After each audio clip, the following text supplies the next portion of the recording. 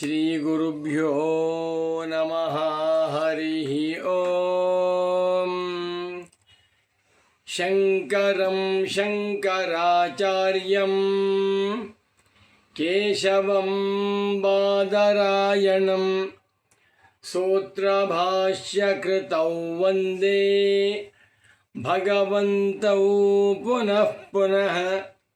ಶ್ರುತಿಸ್ಮೃತಿಪುರಾಣಾನಾಂ ಆಲಯಂ ಕರುಣಾಲಯಂ ನಮಾಮಿ ಭಗವತ್ಪಾದಂ ಶಂಕರಂ ಲೋಕಶಂಕರಂ. ವಂದೇ ತಂ ಸಚ್ಚಿದಾನಂದಂ ಯತಿವರ್ಯಂ ಮಹಾಮತಿಂ ವೇದಾಂತಸಾರಜ್ಞಂ ಸದ್ಗುರುಂ ಪ್ರಣತೋಸ್ಮ್ಯಹಂ. ಶ್ರೀಗುರುಂ ಪ್ರಣತೋಸ್ಮ್ಯಹಂ. ಸದಾಹಂ ಸಂಪ್ರದಾಯಜ್ಞಂ ಸಂಯಮೀಂದ್ರಂ ಸದಾಶ್ರಯಂ ಸದ್ಗುರುಂ ಸಚ್ಚಿದಾನಂದಂ ಸದಾಚಾರಂ ಸಮಾಶ್ರಯೇ. ನಮೋ ನಮಃ ಶಂಕರಪಾದುಕಾಭ್ಯಾಂ. ಶಂಕರ ಭಾನು ಚಾನಲ್ ವೀಕ್ಷಕರಾದ ತಮ್ಮೆಲ್ಲರಿಗೂ ಇಂದಿನ ಕಾರ್ಯಕ್ರಮಕ್ಕೆ ಹೃತ್ಪೂರ್ವಕವಾದ ಸ್ವಾಗತಗಳನ್ನು ಕೋರುತ್ತಾ ಇಂದಿನ ಕಾರ್ಯಕ್ರಮವನ್ನು ಪ್ರಾರಂಭ ಮಾಡೋಣ. ಇಂದು ಒಂದು ಸುಂದರವಾದ ಸುಭಾಷಿತವನ್ನು ತೆಗೆದುಕೊಂಡು ಅದರ ತಾತ್ಪರ್ಯವನ್ನು ನೋಡೋಣ. ಒಂದು ಪ್ರಸಿದ್ಧವಾದ ಹೆಸರು ವಿಧಿ ಅಥವಾ ಪ್ರಾರಬ್ಧ, ಈಶ್ವರೇಚ್ಛಾ. ಈ ವಿಧಿಯನ್ನು ದಾಟಿ ಹೋಗುವುದಕ್ಕೆ ಯಾರಿಂದಲೂ ಸಾಧ್ಯವಿಲ್ಲ. ದೇವಾದಿದೇವತೆಗಳಿಗೂ ಕೂಡ ಒಂದು ವಿಧಿ ಪ್ರಾರಬ್ಧ ಅಂತ ಉಂಟು. ಇದನ್ನು ಅರ್ಥ ಮಾಡಿಕೊಂಡು ಮಾನವರು ಹೀಗಾಗಬಾರ್ದಾಗಿತ್ತು, ಆಗೋಯ್ತು, ಆಗಬೇಕಾಗಿತ್ತು, ಆಗಲಿಲ್ಲ ಎಂದು ದುಃಖ ಪಡುವುದು ಬೇಡ. ನಮ್ಮ ಪ್ರಯತ್ನವನ್ನು ಮಾಡುತ್ತಾ ಭಗವಂತನ ಮೇಲೆ ಜವಾಬ್ದಾರಿಯನ್ನು ಹಾಕಿ ಸಂತೋಷವಾಗಿರಬೇಕೇ ಹೊರತುವೆ ನಮ್ಮ ಪ್ರಾರಬ್ಧ ಕರ್ಮಗಳಿಗೆ ತಕ್ಕಂತೆ ಏನಾಗಬೇಕೋ ಆಗ್ತಾ ಹೋಗುತ್ತೆ. ಇದಕ್ಕೊಂದು ಸೊಗಸಾಗಿರುವಂಥ ಉದಾಹರಣೆ. ಯಾರ ಉದಾಹರಣೆ? ಪರಮೇಶ್ವರನ ಉದಾಹರಣೆ. ಶಂಭು, ಪರಮೇಶ್ವರ, ಹರ, ಶಂಕರ ಅಂತ ಹೇಳ್ತೇವೆ. ಅವನ ಉದಾಹರಣೆಯನ್ನು ಕವಿ ಸುಭಾಷಿತದಲ್ಲಿ ಸುಂದರವಾಗಿ ಹೇಳಿದ್ದಾನೆ. ಒಂದು ಸುಭಾಷಿತ: ಸ್ವಯಂ ಮಹೇಶಃ ತನಯೋ ಗಣೇಶಃ ಸಖಾ ಧನೇಶಃ ಶ್ವಶುರೋ ನಗೇಶಃ ತಥಾಪಿ ಭಿಕ್ಷಾಟನಮೇವ ಶಂಭೋಃ ಬಲೀಯಸಿ ಕೇವಲಮೀಶ್ವರೇಚ್ಛಾ. ಒಂದು ಸೊಗಸಾದ ಸುಭಾಷಿತ. ಸ್ವಯಂ ಮಹೇಶ, ಪರಮೇಶ್ವರನಿಗೆ ಹೆಸರು ಮಹೇಶ. ಸ್ವಯಂ ಮಹೇಶ, ಅವನೇ ಮಹೇಶ. ಮಹತಾಮೀಶಃ ಮಹೇಶಃ ಮಹಾಂಶ್ಚ ಅಸವೀಶಶ್ಚ ಮಹೇಶಃ. ಎಲ್ಲರಿಗೂ ಒಡೆಯ, ತಾನೇ ರಾಜಾಧಿರಾಜ, ಚಕ್ರಾಧಿಪತಿ. ಯಾರ ಹಂಗಿಗೂ ಒಳಗಾಗದೆ, ಯಾರಿಗೂ ದಾಸನಾಗದೆ ಇರುವಂಥ ಒಬ್ಬ ದೇವರು ಅಂತಂದರೆ ಅವನೇ ಪರಮೇಶ್ವರ. ಸ್ವಯಂ ಮಹೇಶ, ಅವನು ಸ್ವತಃ ಮಹೇಶ. ತನಯೋ ಗಣೇಶ, ಅವನ ಮಗ ಗಣೇಶ. ಎಲ್ಲ ಗಣಗಳಿಗೂ ಒಡೆಯ, ಅವನೂ ಒಡೆಯ. ಸಖಾ ಧನೇಶ, ಅವನ ಸ್ನೇಹಿತ, ಪರಮ ಮಿತ್ರ. ಯಾರು? ಕುಬೇರ. ಧನೇಶ, ಎಲ್ಲ ಸಂಪತ್ತಿಗಳಿಗೂ ಒಡೆಯ, ಅಷ್ಟೈಶ್ವರ್ಯಕ್ಕೂ ಒಡೆಯನಾಗಿರುವಂಥ ಕುಬೇರ ಪರಮೇಶ್ವರನ ಸ್ನೇಹಿತ, ಅತ್ಯಂತ ಸಮೀಪತಮನಾಗಿರುವ ಬಿಲವೆಡ್ ಫ್ರೆಂಡ್. ಯಾರು? ಕುಬೇರ. ಮಾವ ಯಾರು? ಶ್ವಶುರೋ ನಗೇಶಃ. ಶ್ವಶುರ, ಹೆಣ್ಣು ಕೊಟ್ಟಂಥ ಮಾವ ನಗೇಶಃ ಹಿಮಾಲಯ ಪರ್ವತ, ಸ್ವಯಂ ಮಹೇಶಃ ಈಶ, ತನಯೋ ಗಣೇಶಃ ಗಣೇಶ, ಸಖಾ ಧನೇಶಃ ಧನ ಈಶ, ಐಶ್ವರ್ಯಕ್ಕೆ ಒಡೆಯ, ಶ್ವಶುರೋ ನಗೇಶಃ ಅವನ ಮಾವ ಸಾಕ್ಷಾತ್ ನಗೇಶ, ಎಲ್ಲ ನಗಗಳಿಗೂ ಪರ್ವತಗಳಿಗೂ ಒಡೆಯ. ತಾನು ಸ್ವತಃ ಮಹೇಶನಾಗಿ ಮಗ, ಸ್ನೇಹಿತ, ಮಾವ ಎಲ್ಲರೂ ಕೂಡ ಈಶರಾಗಿದ್ದಾರೆ. ಒಬ್ಬರಿಗಿಂತ ಒಬ್ಬರು ಜೋರಾಗಿದ್ದಾರೆ. ಇಷ್ಟಿದ್ದರೂ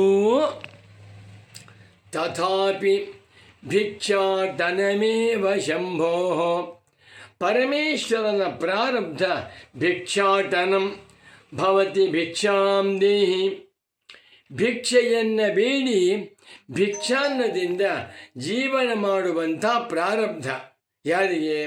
ಪರಮೇಶ್ವರನಿಗೆ. ಮಗ ನೋಡಿದರೆ ಗಣೇಶ ಅಪ್ಪನಿಗೆ ಬೇಕಾದಷ್ಟು ಅನ್ನವನ್ನು ತಂದುಕೊಡ್ಬಹುದು. ಸ್ನೇಹಿತ ಧನೇಶ ಒಂದು ಫೋನ್ ಮಾಡಿದರೆ ಪಂಚಭಕ್ಷ ಪರಮಾನ್ನವನ್ನೇ ಕೊಡಬಲ್ಲ.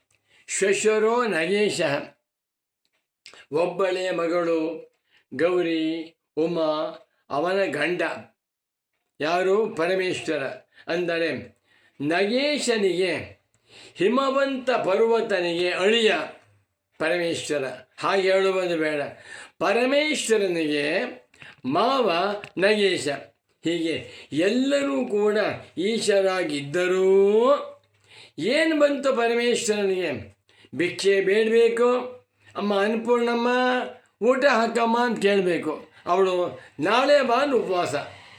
ಭಿಕ್ಷಾನ್ನದಿಂದ ಜೀವನ ಮಾಡುತ್ತಿರುವಂಥ ಪರಮೇಶ್ವರ ಹೇಳ್ತಾನೆ, ಎಲೆಯ ಮಾನವರೇ, ನಾನಿಂಥ ದೊಡ್ಡ ಶ್ರೀಮಂತ, ನಾನೇ ಎಲ್ಲರಿಗೂ ಒಡೆಯ, ನನ್ನ ಮಗ ಗಣಗಳಿಗೆ ಒಡೆಯ, ನಮ್ಮ ಸ್ನೇಹಿತ ಎಲ್ಲ ಅಷ್ಟೈಶ್ವರ್ಯಗಳಿಗೂ ಒಡೆಯ, ನಮ್ಮ ಮಾವ ಎಲ್ಲ ಬೆಟ್ಟಗಳಿಗೂ ರಾಜ.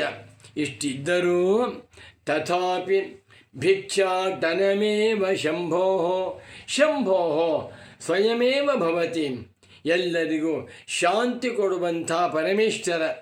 ಅವನಿಗೆ ಏನು ವಿಧಿ ಅಂತಂದರೆ ಭಿಕ್ಷಾಟನಂ. ಏನು ಆಶ್ಚರ್ಯ ಸ್ವಾಮಿ! ಕಾಶಿಯಲ್ಲಿ ಅನ್ನಪೂರ್ಣ ಮಂದಿರಕ್ಕೆ ಹೋಗಿಬಿಟ್ಟು ಭಿಕ್ಷಾಟನೆ ಮಾಡಿಕೊಂಡು ಅದನ್ನು ತಿನ್ಕೊಂಡು ಕಾಳು ಹಾಕಬೇಕು. ಇದನ್ನೇನು ಪಾಠ ಕಲಿಬೇಕಪ್ಪ ಮನುಷ್ಯರು ಅಂತಂದರೆ, ಬಲೀಯಸಿ ಕೇವಲಮೀಶ್ವರೇಚ್ಛಾ, ಅಲ್ಲೂ ಈಶ್ವರ ಶಬ್ದವನ್ನೇ ಹಾಕಿಬಿಟ್ರು. ಕೇವಲಮೀಶ್ವರೇಚ್ಛಾ ಬಲೀಯಸಿ. ಮನುಷ್ಯ ಎಷ್ಟೇ ಪ್ರಯತ್ನ ಪಟ್ಟರು, ಎಷ್ಟೇ ಇವನು ಸರ್ಕಸ್ ಮಾಡಿದರು, ಏನಾಗಬೇಕು ಅದೇ ಆಗಿ. ಯದಭಾವಿ ನ ತದ್ಭಾವಿ, ಭಾವಿ ಚೇನ್ನ ತದನ್ಯಥ ಇತಿ ಚಿಂತಾ ವಿಷಘ್ನೋಯಂ ಅಗದಃ ಕಿನ್ನ ಪೀಯತಿ. ದೊಡ್ಡ ಚಕ್ರವರ್ತಿಯಾಗಿರಬಹುದು, ಒಳ್ಳೆ ವಿದ್ಯಾವಂತನಾಗಿರಬಹುದು, ಎಷ್ಟು ಪ್ರಾರಬ್ಧವೋ ಅಷ್ಟನ್ನು ಮಾತ್ರ ಅನುಭವಿಸ್ತಾನೆ. ಆದ್ದರಿಂದ ಬಲೀಯಸಿ ಕೇವಲಮೀಶ್ವರೇಚ್ಛ. ಈಶ್ವರೇಚ್ಛಾ ಕೇವಲಂ, ಈಶ್ವರನ ಸಂಕಲ್ಪ. ಈಶ್ವರ ಎಂತನ ವಿಧಿ, ಆ ವಿಧಿಯ ಸಂಕಲ್ಪವೇನುಂಟೋ ಅದಕ್ಕೆ ತಕ್ಕಂತೆ ಎಲ್ಲವೂ ವಿಧಿ ವಿಲಾಸದ ಮುಂದೆ ಯಾರ ಕೈವಾಡವೂ ನಡೆಯಲಾರದು. ದೊಡ್ಡ ಶ್ರೀಮಂತರಾಗಿರ್ತಾರೆ, ಅನೇಕ ರೋಗಗಳು, ಊಟ ಮಾಡೋಕ್ಕೆ ಅವಕಾಶ ಇಲ್ಲಪ್ಪ, ಗುಳಿಗೆ ಅಂದ್ಕೊಂಡು ಕಾಲ ಹಾಕ್ತಾ ಇರ್ತಾರೆ. ಮತ್ತೊಬ್ಬ ದೊಡ್ಡ ಅಧಿಕಾರಿಯಾಗಿರ್ತಾನೆ, ಇಡೀ ಒಂದು ವಿಶ್ವಕ್ಕೆ ಅಧಿಪತಿಯಾಗಿರ್ಬೋದು, ಗಂಡ ಹೆಂಡತಿ ಜಗಳ, ಗಂಡನ ಮೇಲೆ ಕೇಸು ಇತ್ಯಾದಿಗಳು. ಒಟ್ಟಿನಲ್ಲಿ ಈಶ್ವರೇಚ್ಛಾ ಬಲೀಯಸಿ, ಈಶ್ವರನ ಇಚ್ಛೆ ವಿಧಿ ಎನ್ನುವಂತಹದ್ದು ಪ್ರಬಲವಾಗಿರುವುದರಿಂದ ಎಲೆಯ ಮಾನವರೇ, ನೀವುಗಳು ದುಃಖ ಪಡಬೇಡಿ. ಹೀಗೆ ಮಾಡಬೇಕಾಗಿತ್ತು, ಮಾಡಬಾರ್ದಾಗಿತ್ತು. ನನ್ನ ಮಗನನ್ನು ನಾನು ದೊಡ್ಡ ಡಾಕ್ಟ್ರು ಮಾಡಬೇಕು ಅಂದ್ಕೊಂಡಿದ್ದೆ, ಅವನೊಬ್ಬ ಎಂಜಿನಿಯರ್ ಆಗಿಬಿಟ್ಟ. ಇಂಥ ಹುಡುಗಿಯನ್ನು ಮದುವೆ ಮಾಡ್ಕೋಬೇಕು ಅಂದ್ಕೊಂಡಿದ್ದೆ, ನನ್ನ ಪ್ರಾರಬ್ಧ ಸಿಕ್ಕಲಿಲ್ಲ, ಈ ಹುಡುಗಿ ಸಿಕ್ಕಿದ್ಲು. ಹೀಗೆ ಯಾರೂ ಕೂಡ ತಮ್ಮ ತಮ್ಮ ಪ್ರಾರಬ್ಧವನ್ನು ನಿಂದೆ ಮಾಡಬೇಡಿ. ಆಯಾ ಸಂದರ್ಭಕ್ಕೆ ತಕ್ಕಂತೆ ನಮ್ಮ ಪೂರ್ವ ಪುಣ್ಯವೋ ಪೂರ್ವ ಪಾಪವೋ ಅದಕ್ಕನುಗುಣವಾಗಿ ಏನೇನು ಸಿಕ್ಕಿದೆಯೋ ಆ ಸಂಪತ್ತಿನಿಂದ ಸಂತೋಷವಾಗಿರಬೇಕೇ ಹೊರತುವೆ ನಮ್ಮ ಭಾಷ್ಯ ಸಾಧನ ಸಂಪತ್ತಿಗೂ ನಮ್ಮ ಪ್ರಾರಬ್ಧಕ್ಕೂ ಯಾವ ಸಂಬಂಧವೂ ಇಲ್ಲ ಎನ್ನುವುದನ್ನು ಒಬ್ಬ ಸುಭಾಷಿತಕಾರ ಈ ಶ್ಲೋಕದಲ್ಲಿ ಸುಂದರವಾಗಿ ಹೇಳಿದ್ದಾನೆ. ಮತ್ತೊಮ್ಮೆ ಶ್ಲೋಕವನ್ನು ಹೇಳ್ತೇನೆ, ಗಟ್ಟಿ ಮಾಡಿಕೊಂಡು ಅರ್ಥವನ್ನು ತಿಳ್ಕೊಂಡು ನಾವೆಲ್ಲರೂ ಸಂತೋಷವಾಗಿರೋಣ. ಸ್ವಯಂ ಮಹೇಶಃ ತನಯೋ ಗಣೇಶಃ ಸಖಾಧನೇಶಃ ಶ್ವಶುರೋ ನಗೇಶಃ ತಥಾಪಿ ಭಿಕ್ಷಾಟನಮೇವ ಶಂಭೋ ಬಲೀಯಸಿ ಕೇವಲಮೀಶ್ವರೇಚ್ಛಾ. ಈ ಶ್ಲೋಕವನ್ನು ನನ್ನ ಪರಮ ಪೂಜ್ಯ ಸದ್ಗುರು ಪುಂಗವರಾದ ಶ್ರೀ ಶ್ರೀ ಶ್ರೀ ಸಚ್ಚಿದಾನಂದೇಂದ್ರ ಸರಸ್ವತಿ ಸ್ವಾಮೀಜಿಯವರು ನನಗೆ ಗಟ್ಟು ಮಾಡಿಸಿ ಅರ್ಥವನ್ನು ಹೇಳಿದ್ದಾರೆ. ರಮಣ ಮಹರ್ಷಿಗಳ ಪ್ರಾರಬ್ಧವೇ ಬೇರೆ ತರಹ, ಶಂಕರಾಚಾರ್ಯರ ಪ್ರಾರಬ್ಧವೇ ಬೇರೆ ತರಹ, ಸಚ್ಚಿದಾನಂದೇಂದ್ರ ಸರಸ್ವತಿ ಸದ್ಗುರುಗಳ ಪ್ರಾರಬ್ಧವೇ ಮತ್ತೊಂದು. ಎಲ್ಲರೂ ಬ್ರಹ್ಮಜ್ಞಾನಿಗಳಾದರೂ ಕೂಡ ಒಬ್ಬೊಬ್ಬರ ಪ್ರಾರಬ್ಧ ಒಂದೊಂದು ರೀತಿಯಾಗಿತ್ತು.